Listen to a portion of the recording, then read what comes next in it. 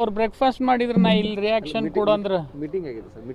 Meeting ಅವ್ರು ಏನು ಮಾಡ್ತಾರೆ ಅವ್ರಿಗೆ ಅದು ಹೇಳೋದು ಸರ್.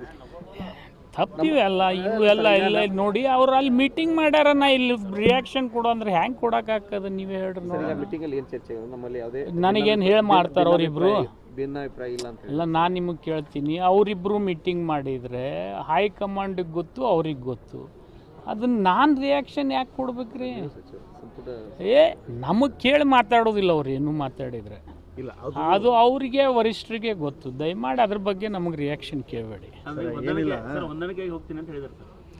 ನೋಡ್ರಿ, ಹೊಂದಾಣಿಕೆ ಆಗದೆ ಇದ್ರೆ ಪಕ್ಷ ಇರ್ತದಲ್ಲ, ಪಕ್ಷನಾಗ ಯಾರು ಬೇಕಾದವ್ರು ಎಲ್ಲರೂ ಹೊಂದಾಣಿಕೆ ಆಗೇ ಬದುಕಬೇಕು ನಾವು. ಪಕ್ಷ ಬಿಟ್ಟು ಯಾರು ಅದೀವೇನು? ಪಕ್ಷದಕ್ಕಿಂತಲೂ ಯಾರೂ ದೊಡ್ಡವರಲ್ಲ. ನನ್ನ ಅಭಿಪ್ರಾಯ ವೈಯಕ್ತಿಕ ಇದು. ಮತ್ತಿನ್ನು ಅವರು ಪಕ್ಷದ ವಿಷಯದಲ್ಲಿ ಅವ್ರು ಏನು ನಿರ್ಣಯ, ಸೂಕ್ತ ನಿರ್ಣಯ ತಗೋಬೇಕು ಅವ್ರು ತಗೋತಾರಂತ ನಮ್ಗೆ ಆಸೆ ಅದ.